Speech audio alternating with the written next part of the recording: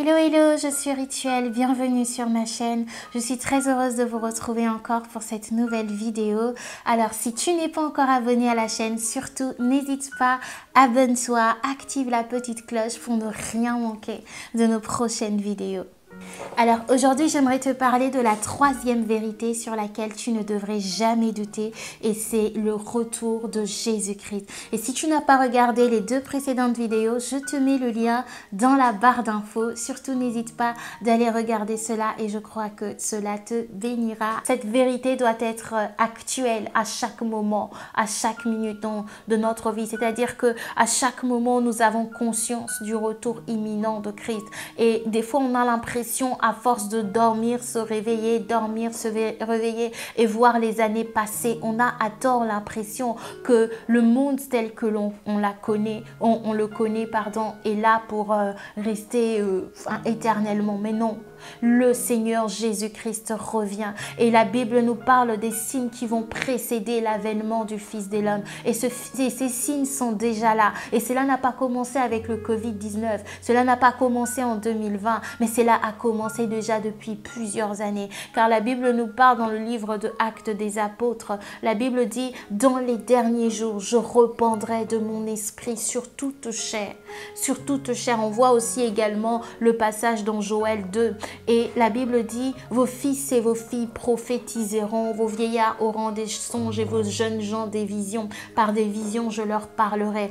La fusion du Saint-Esprit, la Pentecôte a eu lieu il y a plusieurs années. Et donc, ça fait très longtemps que les événements qui devaient précéder ou qui doivent précéder le retour de Jésus-Christ sont déjà là. Mais ce que fait l'ennemi, la stratégie de l'ennemi, c'est d'emmener le peuple de Dieu à ne pas prendre conscience de cela. Comment? En mettant toutes sortes de distractions, toutes sortes d'objectifs à atteindre. Des fois, on a l'impression très rapidement, on peut oublier que l'objectif, c'est le ciel. L'objectif, c'est être avec Dieu. Le fait de réussir ta carrière professionnelle, le fait de réussir tes projets, le fait d'accomplir ou d'être un homme ou une femme connue, ce n'est pas ça qui garantit ton éternité. Ce n'est pas ça qui fait que sur terre, devant Dieu, tu auras réussi.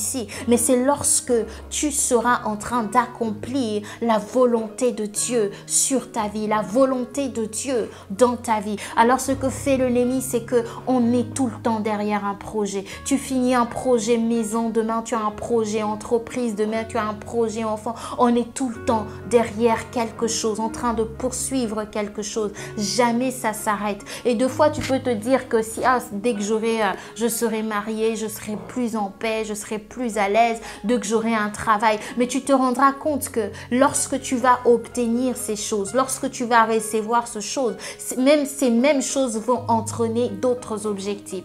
Tu auras eu ton travail.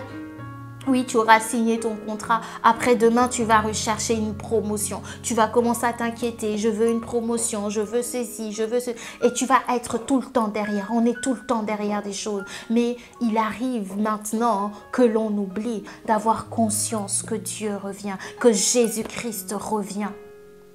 Jésus-Christ revient et c'est une vérité sur laquelle j'aimerais te dire, ne permets jamais le doute, ne crois jamais que c'est quelque chose qui arrivera peut-être en 2000, je sais pas, 60, 70, non, c'est quelque chose qui peut t'arriver aujourd'hui, qui peut t'arriver demain. Alors à chaque moment, chaque jour quand tu te lèves, sois sûr que tu es prêt, que si Jésus-Christ revient, tu es prêt. La Bible nous dit, en parlant du retour de Jésus, qu'il reviendra le jour où on s'y attendra le moins.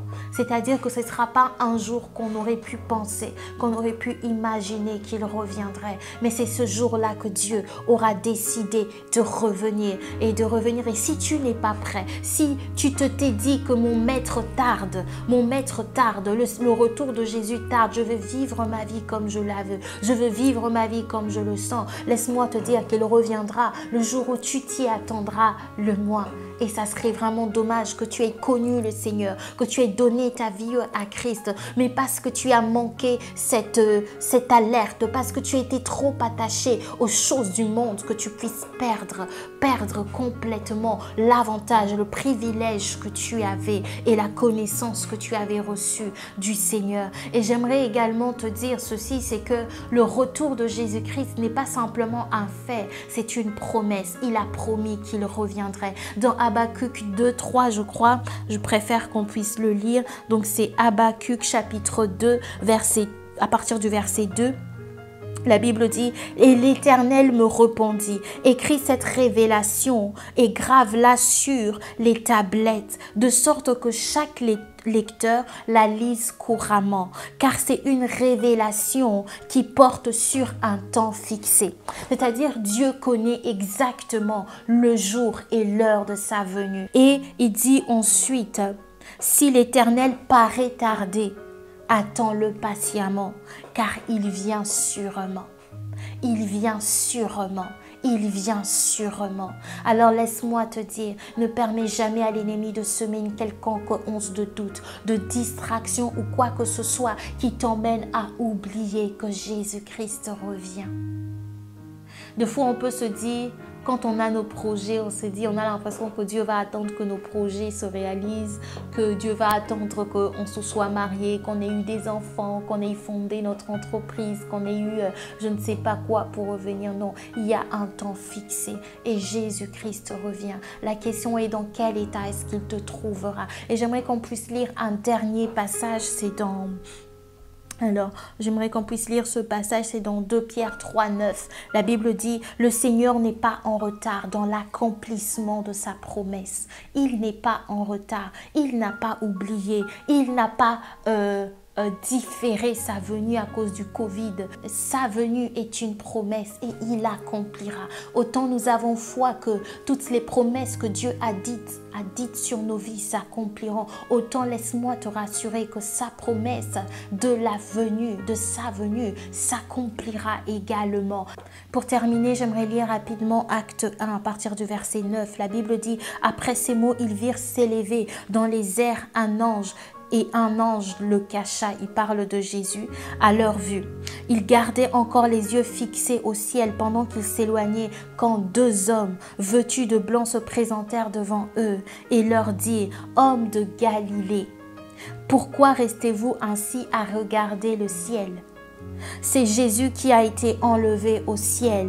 Du milieu de vous redescendra un jour de la même manière que vous l'avez vu monter. » C'est écrit dans la parole de Dieu. Et ça se réalisera certainement. Ça s'accomplira certainement. Et ce jour arrive encore de plus en plus vite. Les temps que nous vivons, ce ne sont pas les temps où on doit s'adonner à la distraction, mais c'est un moment où on doit de plus en plus être prêt, parce que le royaume des cieux, le royaume de Dieu est proche. Le seul moyen pour toi d'être préparé par rapport à la venue de Christ, c'est en étant sûr déjà dans un premier temps que tu as accepté Jésus comme Seigneur et Sauveur, que tu lui as donné ta vie. Voilà pourquoi j'aimerais prendre le temps de prier avec toi. C'est la première assurance. Tout commence par là. La première assurance que tu peux avoir sur ta vie, sur ton éternité, c'est d'être enfant de Dieu, d'appartenir à Jésus-Christ. Et j'aimerais qu'on puisse prier ensemble. Tu vas simplement répéter ces paroles après moi. Seigneur Jésus, je viens à toi tel que je suis. Je t'accepte aujourd'hui comme mon Sauveur et comme mon Seigneur. Dirige-moi, conduis ma vie. Je m'abandonne entre tes mains. Pardonne mes péchés. Marche avec moi. Donne-moi d'attendre patiemment ton retour. Au nom de Jésus-Christ. Amen. Si tu as fait cette prière, je te dis déjà bienvenue dans la famille de Dieu. Et n'hésite pas à trouver une église où la parole de Dieu est annoncée dans la vérité. Et procure-toi une Bible afin que tu puisses connaître toutes les paroles, les bénédictions que l'Éternel a dites sur ta vie. Que Dieu te bénisse abondamment. N'hésite pas à t'abonner si tu n'es pas encore abonné et à partager la vidéo si cette vidéo t'a béni. Que Dieu te bénisse et je te dis à très bientôt. Bye bye.